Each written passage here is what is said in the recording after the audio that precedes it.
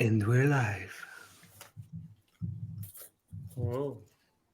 I just hope the speaker joins. Yeah. Fingers crossed.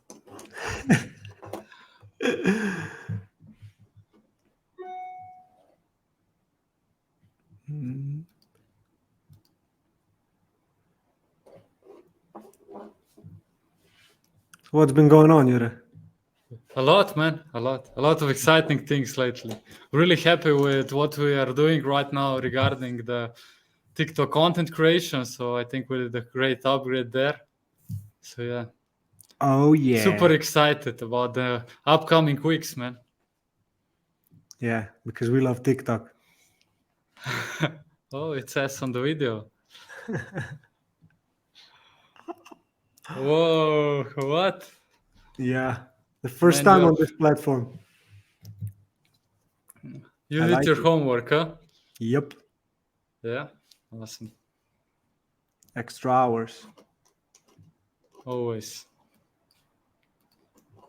What's up with you, Lucky? Nothing much. Chilling. Crazy week. Crazy week. Oh, we already got 3 new subscribers on YouTube. That's awesome. Oh, cool. Awesome. Yeah, guys. So currently we're waiting for JT. He's from California, LA. So he might had some problems with accessing the stream or anything, but we'll just stick around, wait for him. You guys can leave this open, and we'll let you know when JT comes here. In the meantime, I would offer you an opportunity to ask a question if you want, maybe.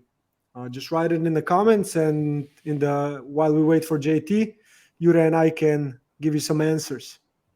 Yeah. Great That'd be idea, super man. cool.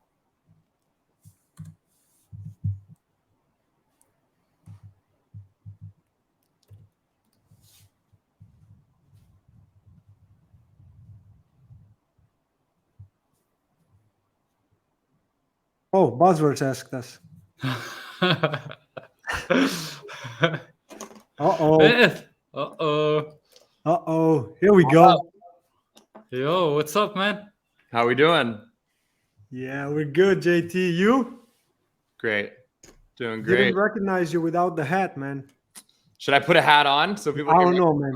I'm just used to it. I'm just used to it. When I was at this conference last week, VidCon, and I went out one day without a hat on, and I probably had 4 or 5 people come up to me and be like, "Yo, I don't recognize you without wearing a hat."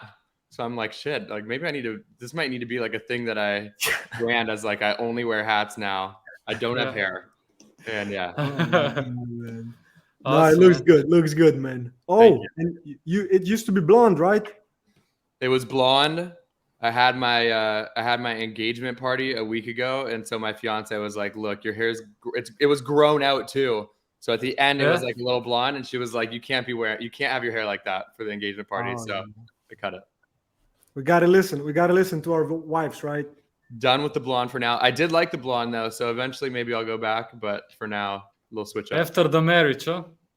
Yeah, exactly. Yeah, things are serious. Exactly. Okay, let's get this started, fellas, huh? Yeah, let's go, man. Let's do it. For everyone joining us, this is JT. Here you can see his handle.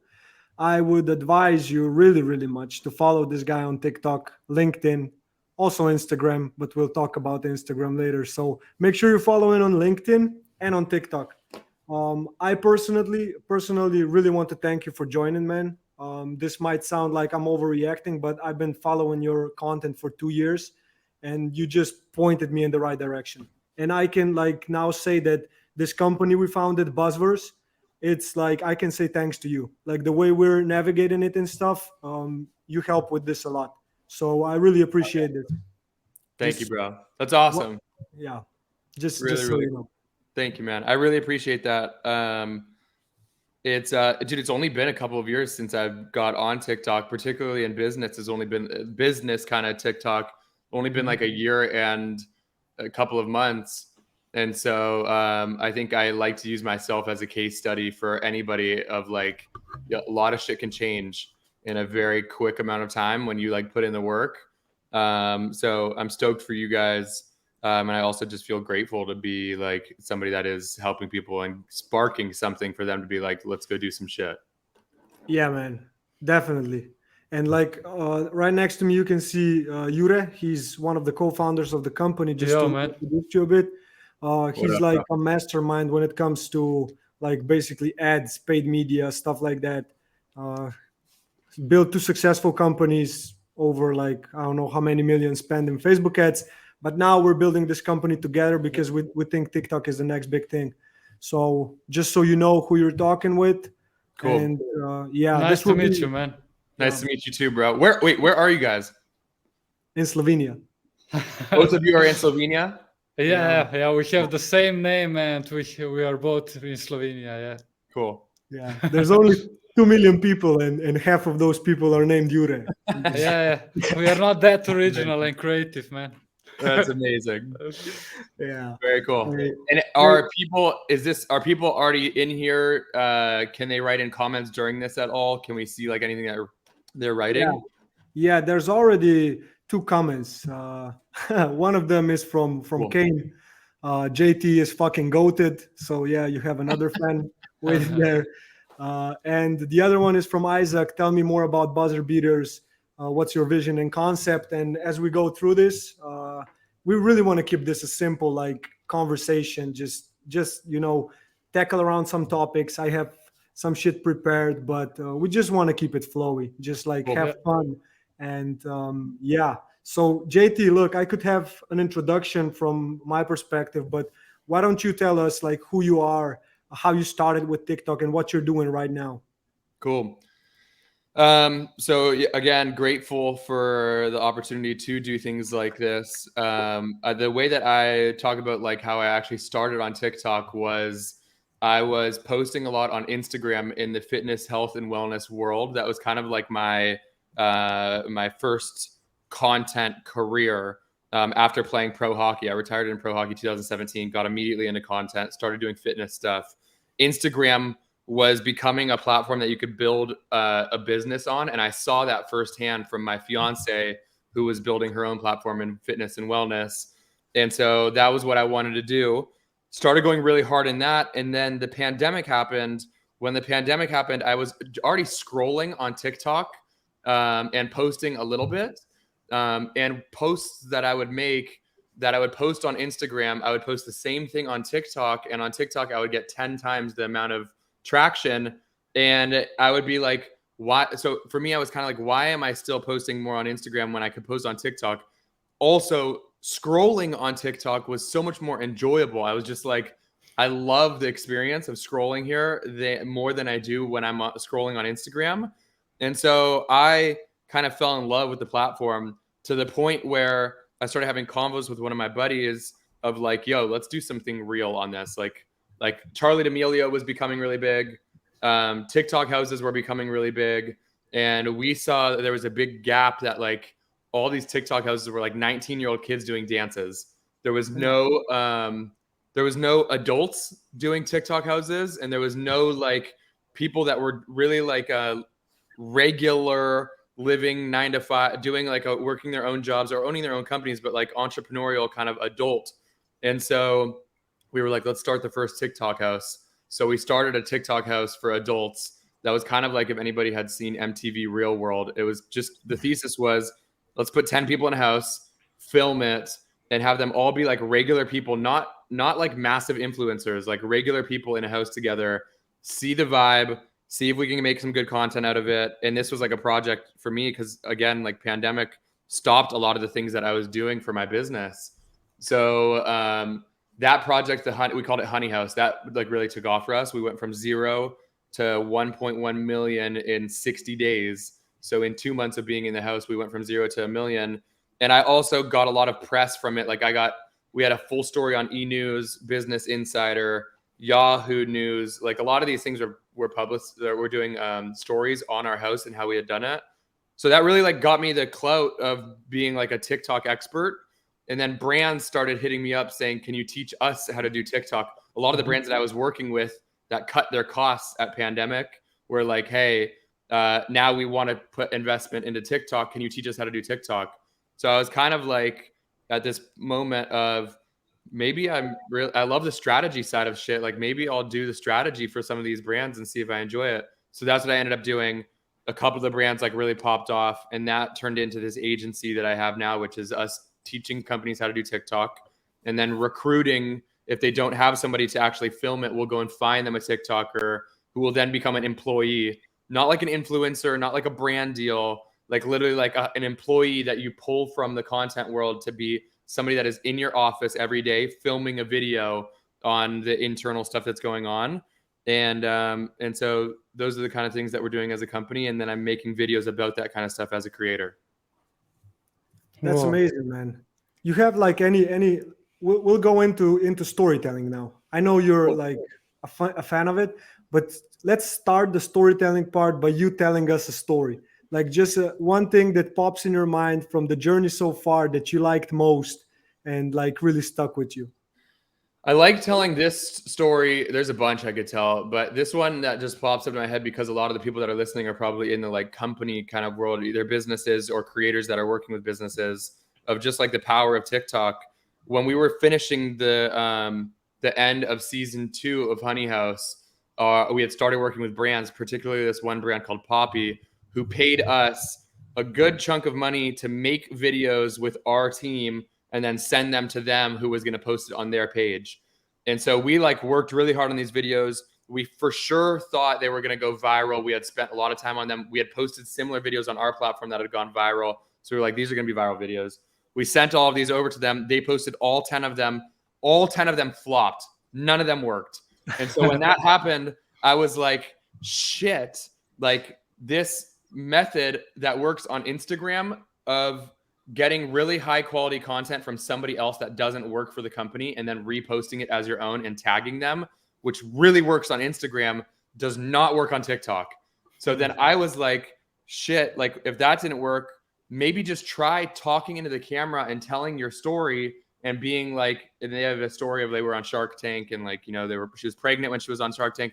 Like tell your story, talk about the product and why you did it and why it's brought so much value to you and all of that. And let's see if that works. And that single video that she posted ended up selling more of their cans than the day that they aired on Shark Tank. And like, that's organic video, no paid behind it. She didn't pay any influencers for it. She didn't need to go to school to learn how to make the video. And that for me was the real aha moment of being like, oh, fuck. Sorry. I don't know if I can swear on this. Yeah, man. Yeah, you can.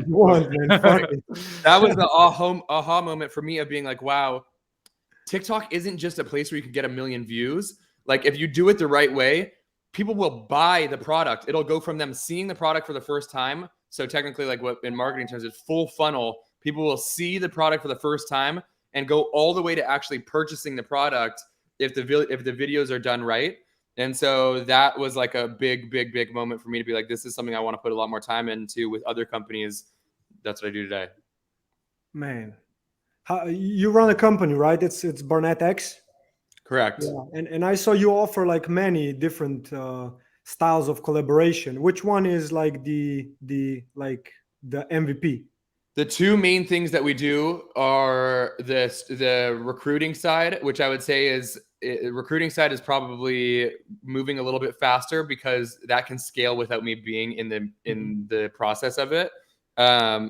So that's like a company, for example, that same like drink company is like, hey, we really want to get on TikTok, but we don't have time to do it. We only have a team of 5 or 10, but we really want to do TikTok. Can you find us somebody that can do it that we can hire? So we go out and find that person for you, and the company hires them, and we just get a finder's fee, just a flat fee. We don't manage the person. We don't have a roster of talent that is like our creators. It's like we go and find them, we pair them with you, and then you have that person as your employee.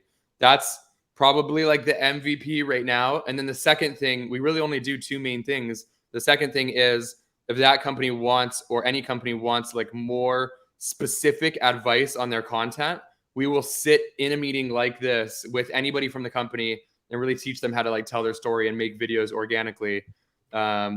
both of them are growing really fast. I enjoy doing the strategy stuff, the recruiting stuff. I don't need to be in the process of as much, so that can move faster. But for us being like a small team, we have 4 people. We're moving quick. Awesome, man. I'll share a clip right now because it fits. It's harder to get shit to work on TikTok right now than it was 8 months ago, a year ago. What we're seeing right now with every company that we're working with, the only thing that is really, really working is storytelling. Some sort of a challenge and some sort of resolution to that challenge within the same video. I'm sure there's things going on that you guys could tell stories around. That's the first and foremost thing that I think you guys should focus on. Bro, the same way that I just told that story about Poppy is that same kind of arc. I'm like, we got paid $10,000, whatever. We got paid something like that for 10 videos to post on their channel. We spent a ton of time on it. We thought it was going to work, and it flops. That right there is like a challenge, you know? So then I go, oh shit, like what do we do? Maybe you guys should talk about your guys' organic story. And then that story pops off, and that's the resolution. So like even in that story that I just told you, there's that same kind of like some sort of a challenge or conflict and some sort of a resolution. And that is what I'm seeing across the board for everybody on TikTok right now. The little simple little tips of just like a 3 things for a morning routine: meditate, go on a walk, like drink coffee. Like that doesn't work anymore it's not working the same way that it did because there's so many people that are on the platform now, and that's so easy to make that now like the level of the creation needs to be a little bit higher.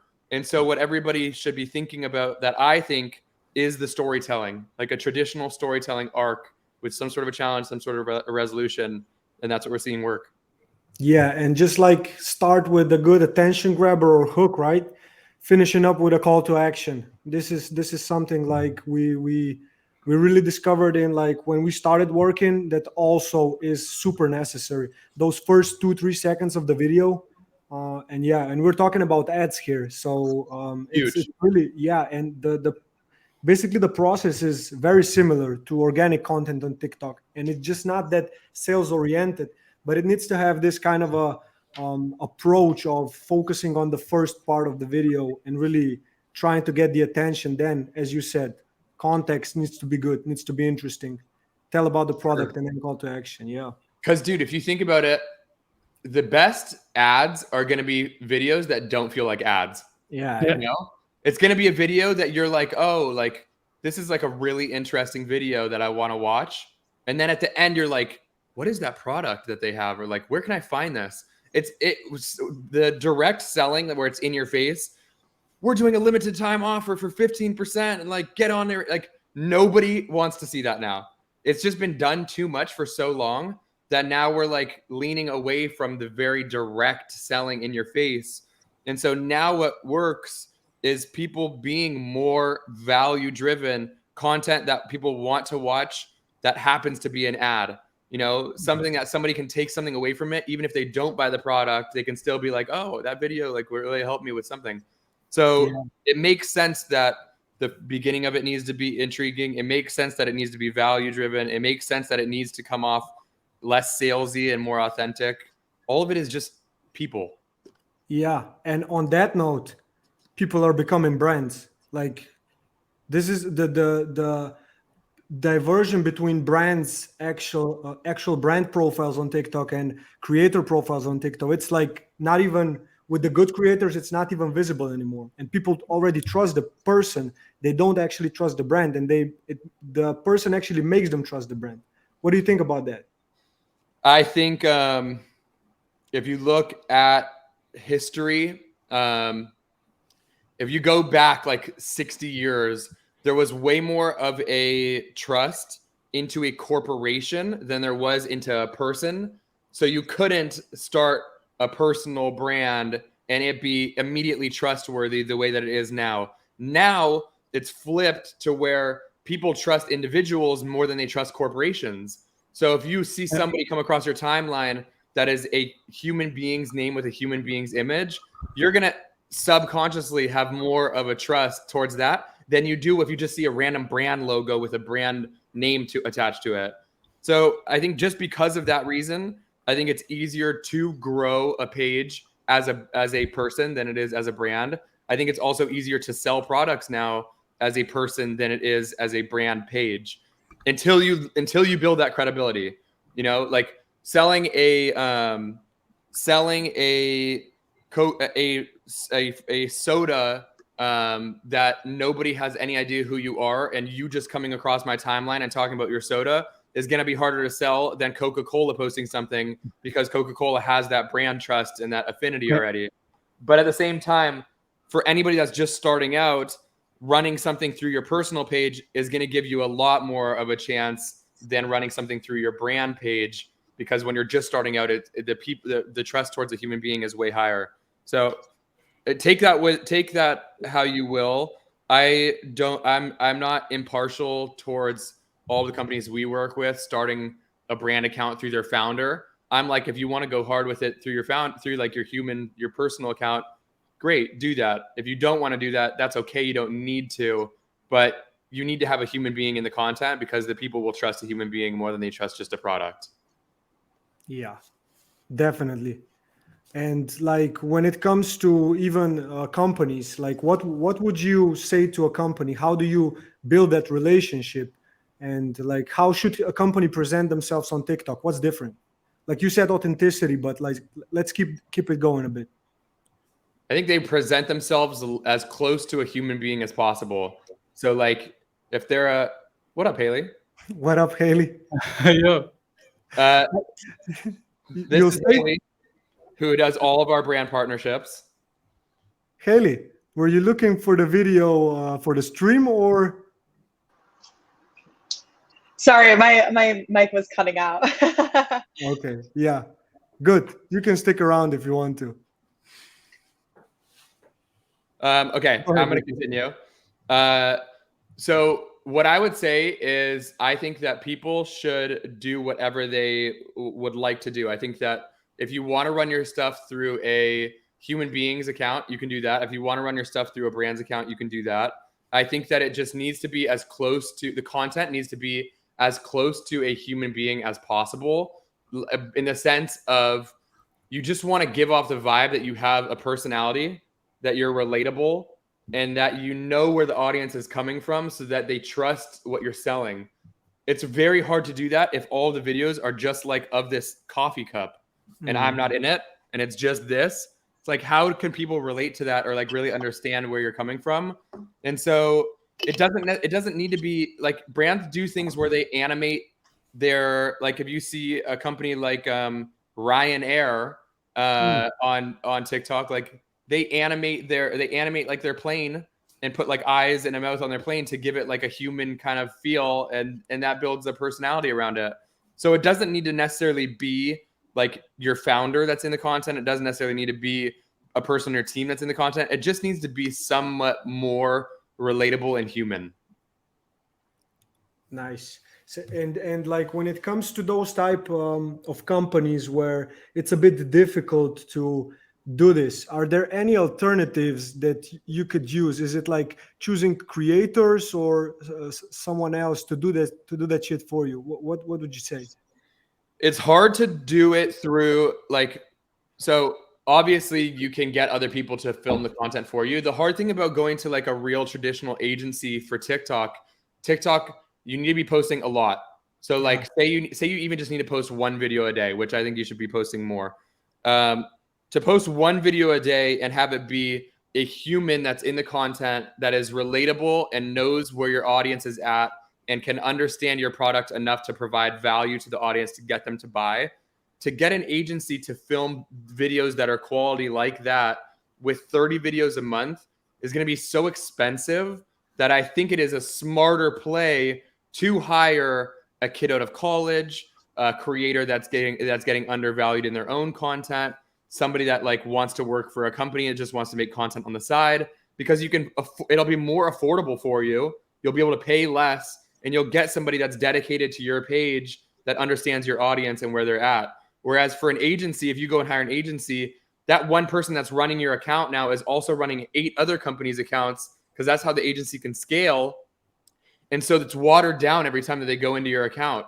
They're like, I got to think about, this Coca-Cola company. Then I got to think about Chipotle. Then I got to think about, X, Y, and Z, and so on and so forth. So it's just harder. And I think it's more affordable and more efficient to hire individual people. So you can find somebody in your company. You can find random creators that are on the For You page. You can find people wherever.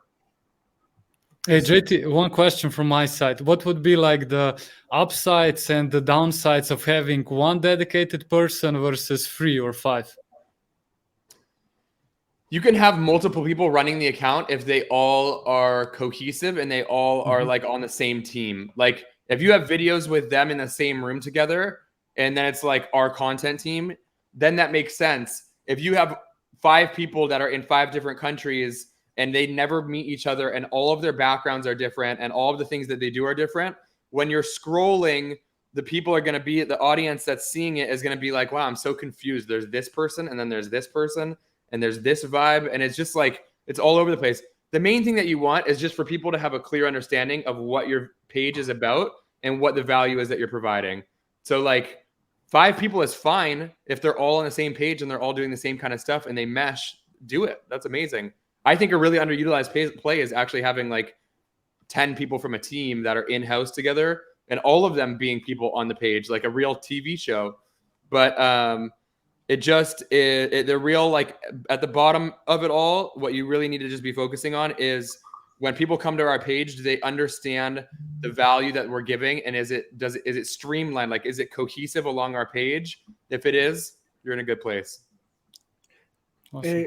There's one thing I would like to add here. You're watching it from a different perspective than we are, because you're from the States where you basically have one language and like 300 million people or how many. And in Europe, the companies we work with, they need to be native in every country because that's how TikTok works. You know what I mean? So in terms of that, and this is just a brainstorm, I don't expect like a direct answer. I know you probably don't have much experience in this market, but like, what would you suggest a company to do here?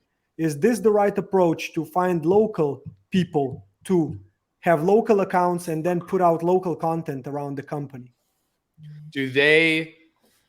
So it's great. I'm excited to talk about this. So a company that you have over there needs to have their content in multiple different languages on one page.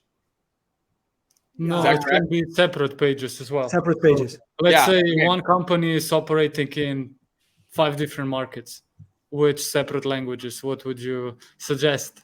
The main account that you have, that's just the brand name, I would have it be in the single language that is the most important to you. So like if you guys, like the company is like their like biggest clientele is in Slovenia, then like have it be there. If that's not the case, I would have, outside of that, I would make individual pages for each market. I would like, whatever, like Poppy, UK, Poppy, whatever, and have that be the native language to that area on every single channel.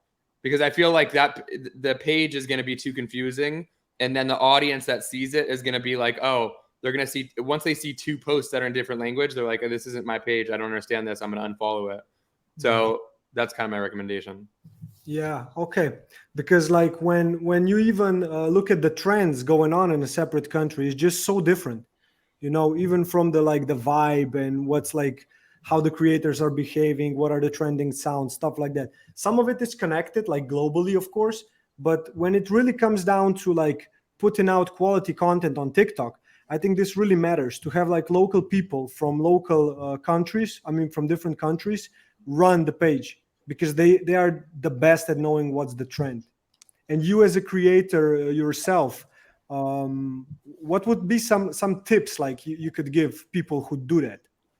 I completely agree. I think the person that is the closest to the demographic that you want buying your products is what you should find. So like every company, when they go through their marketing, is like, who is our target audience? Who is this person that is buying our product?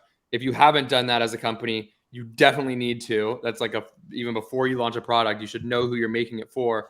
You should know that same thing in your content. who are we looking to convert this audience into a customer? So who is that person? And that's the makeup that I think you should look for in a creator. Because if the main thing that you're looking for is relatability in your content, the most relatable is going to be somebody that speaks the same language as that consumer.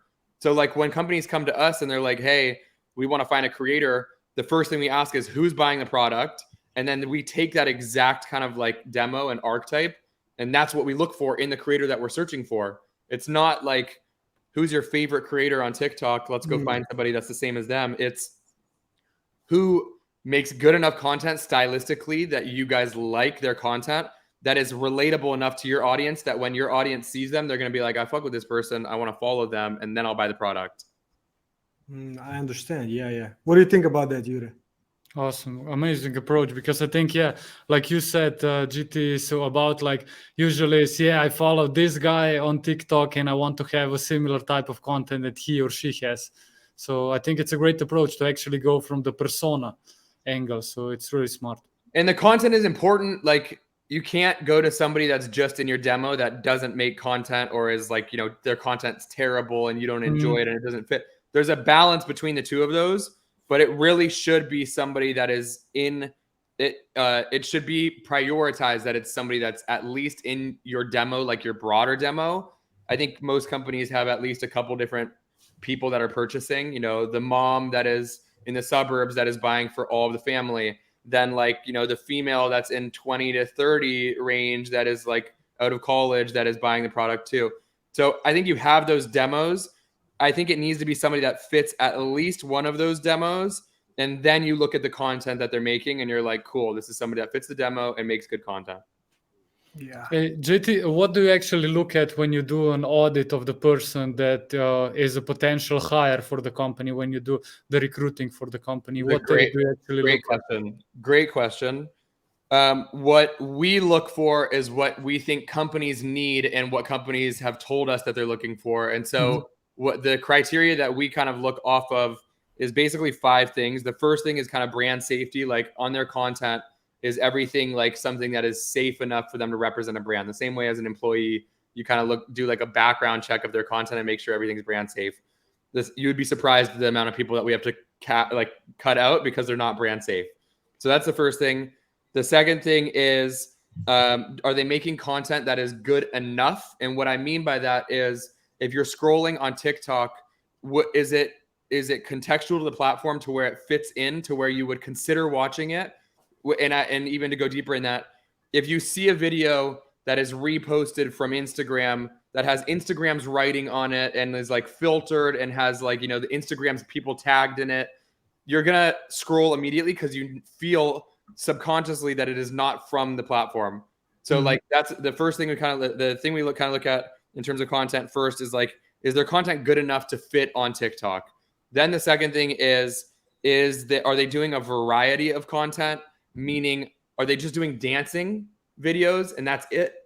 Are they doing things where they're speaking into camera, vlogs, trends, voiceovers, things with text bubbles over top? Like, are they doing a variety of different things so that when they go into a company and the company wants to try a handful of different ideas, they're open to doing them because they've done them before, rather than somebody that's just done dances or has only done, has never done talking to the camera. And then the company's like, we want you to do that. And now they're like, shoot, I've never done this. And now it's like a little bit of a hard thing for them.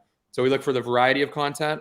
We look for, have they been able to build somewhat of a community? It doesn't need to be they don't need to be an influencer. They don't even have 100,000 followers.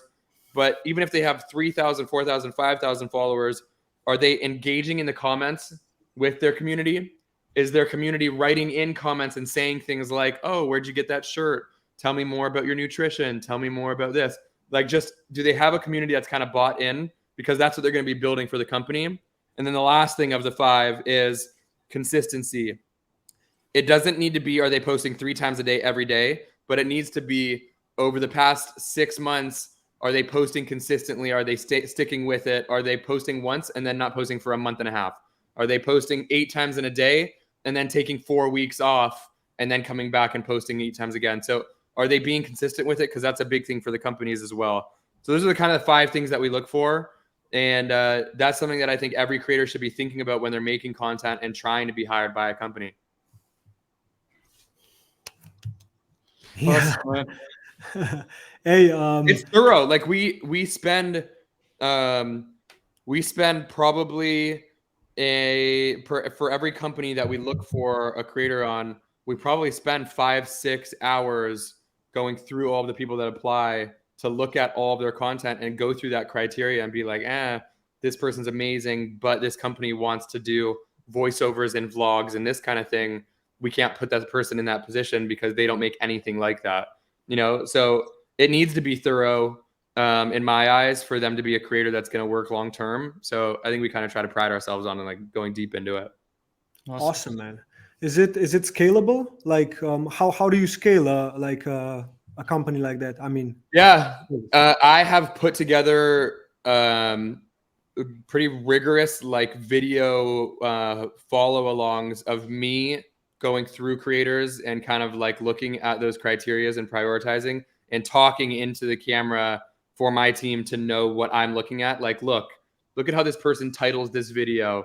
This is important because this is a great hook, and they do this on all their videos. So I feel really good about this person being this number of priority because they're going to do this for the company too. Like I say that, and I'm like explaining it to my teams, and anybody we have a small team that goes through it. So anybody that is doing those criterias and looking for the creators has to follow that same kind of thing that I'm doing. And so then I always give the end, like I look through the end final list and like pass that off. So it always goes through me.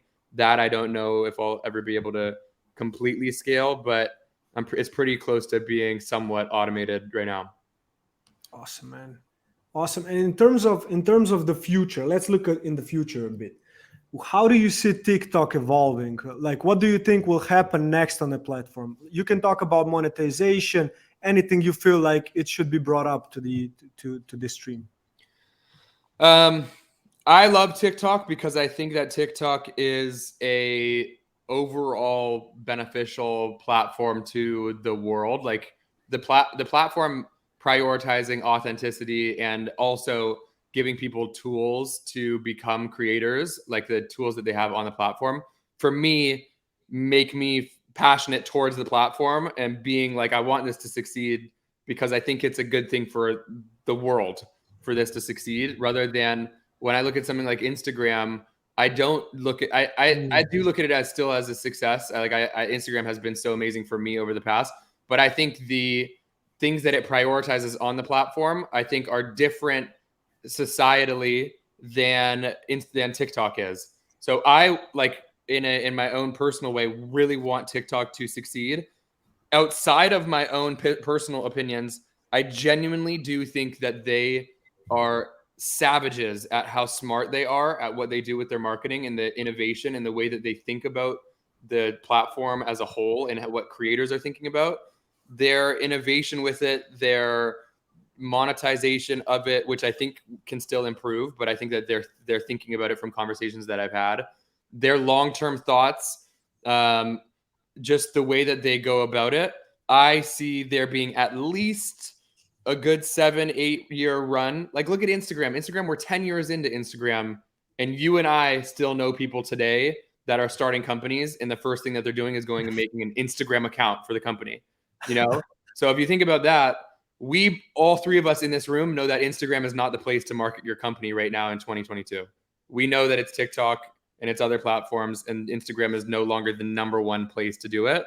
So if you think about now, we got at least 7, 8, 9 years where TikTok will be something that people can start at any moment and still find a lot of success on.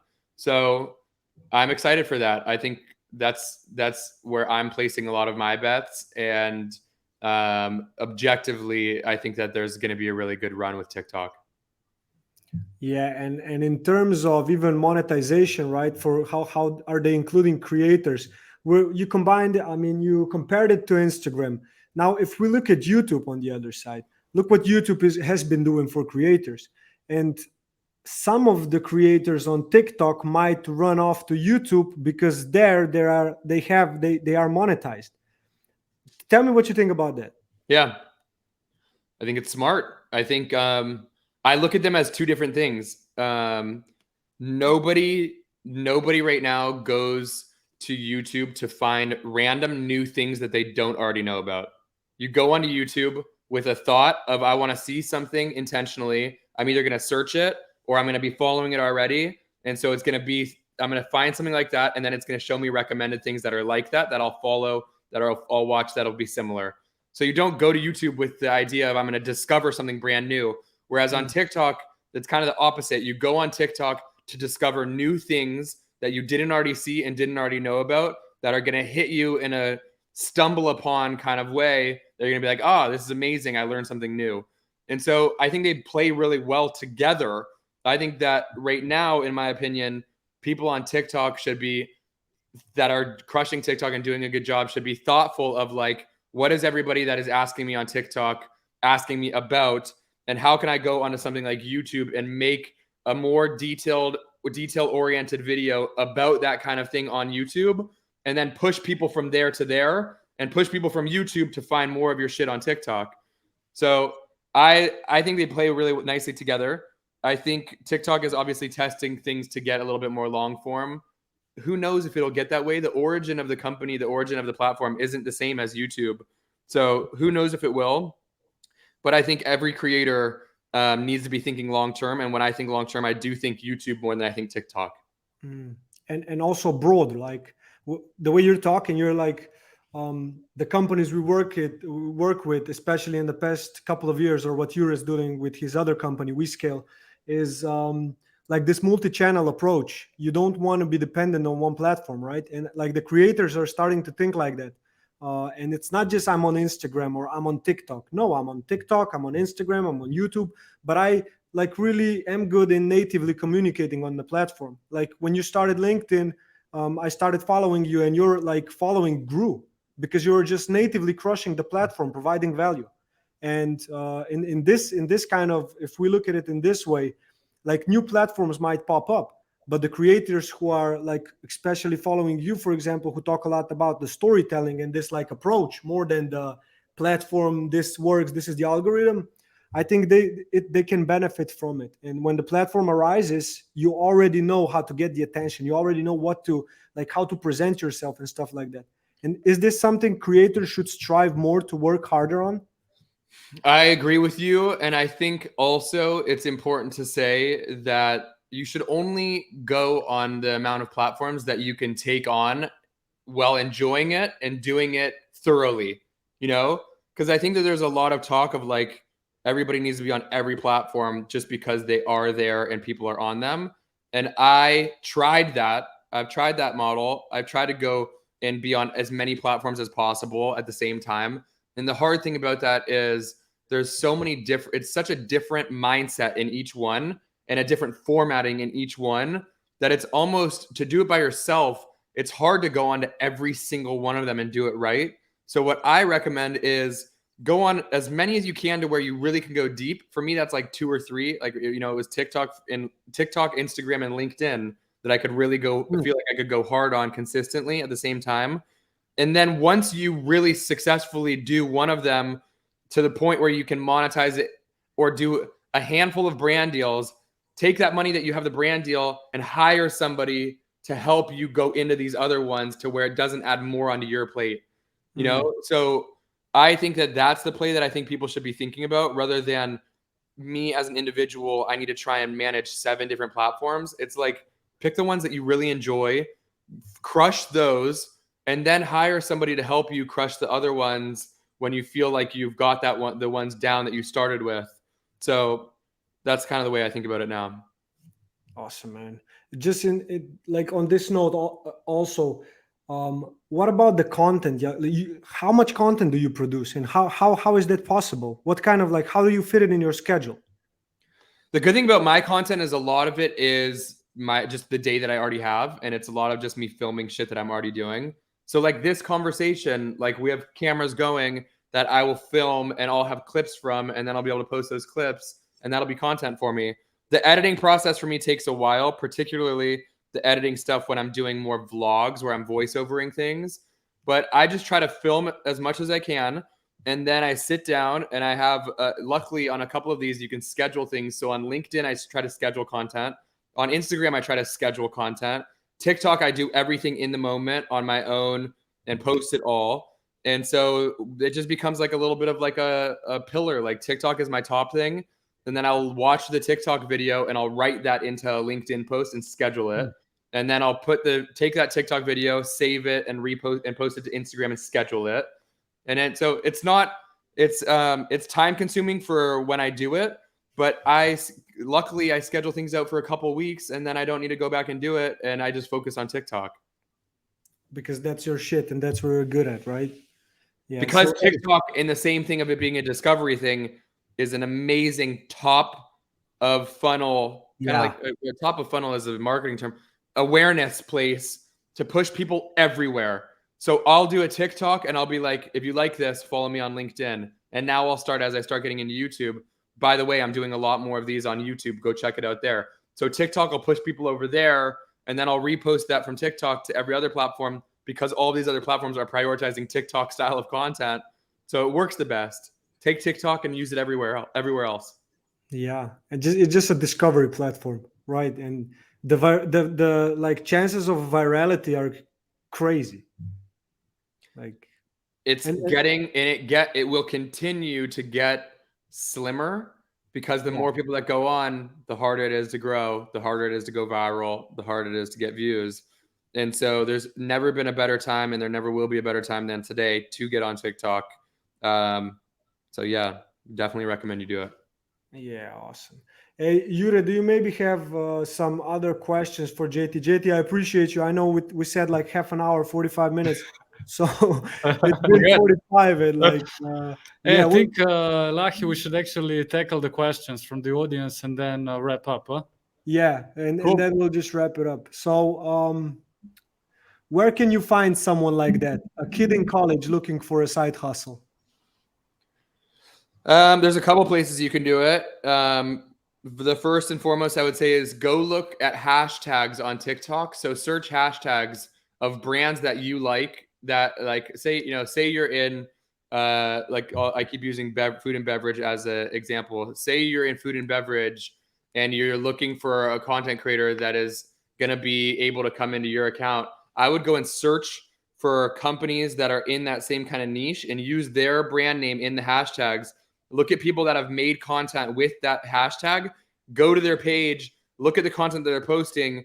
If you like them and you think that their content would be good on your page, like for them to run your account, then go click through to their Instagram or however you can contact them in their bio, send them a message, say, hey, we loved your video where you used this hashtag and this kind of content. We run this account. We would love to talk to you about coming in and doing content for us. You can find people like that very easily.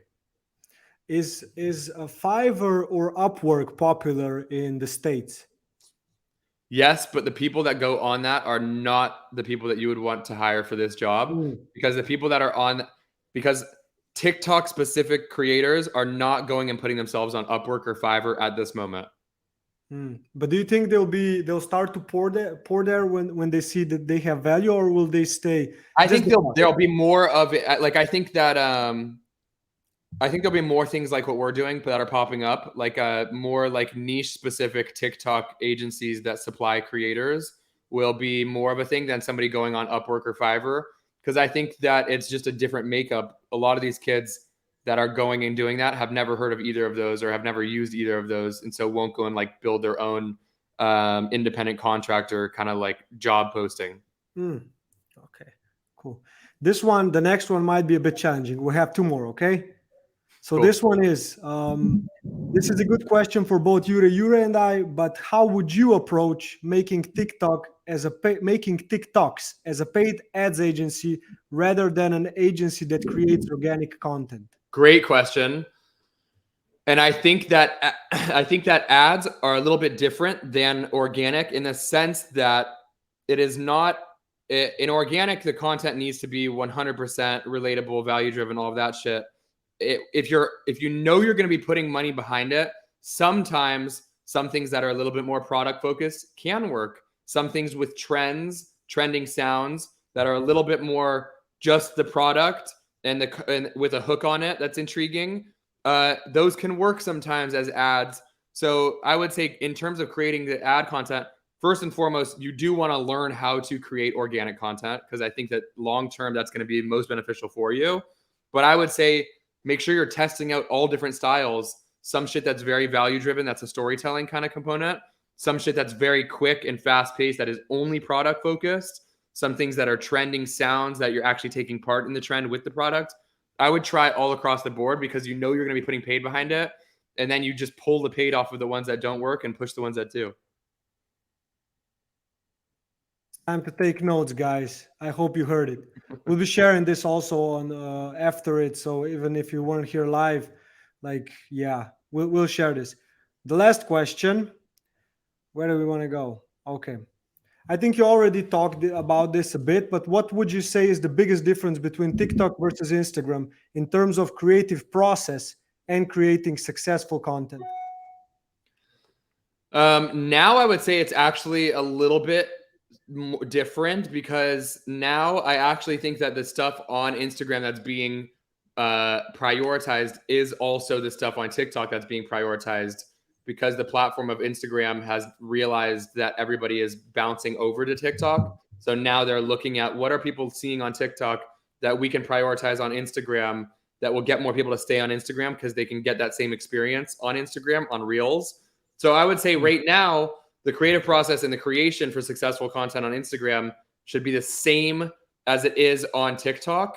And just whatever you're seeing work the best on TikTok, take that video, remove the watermark, repost it on Instagram. Or if you're just creating natively on Instagram, I would look at the content on Reels and see the kind of stuff that you're gravitating towards, and then go and make that.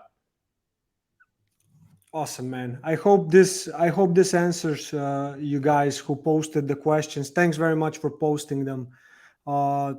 This will actually wrap us up. So, Jure, in case you have anything left for JT, this might be your last chance. No, I think we'll do a part 2, man, in the future. So yeah, Would love to. hey, awesome. I'm coming to California in October, man. It would Told be me that. It Then would be I'll join from Slovenia, and you guys can come, can plug in from the US, huh? Amazing. Both of you guys coming, or just you? It's me and my wife. Cool. I'm not the wife. Los Angeles? Yeah. Amazing, bro. We'll hang when you're here. Oh, awesome, man. We'll stay in touch. Hey, We will. JT, thank you so much, man, for this. We're definitely doing a part 2 down the road. We'll stay in contact via email. If we can help you with something here in Europe or anything else connected with the ads, you know where to find us. And guys, if you didn't already follow JT on TikTok, LinkedIn, go ahead and do it, because it's fucking worth it. Trust me on that. JT, Thanks, stay man. awesome, man. Thank you, guys. I appreciate it very much. This was fun. Yeah, love, man. Awesome. Much See you. love, guys. Later. Bye.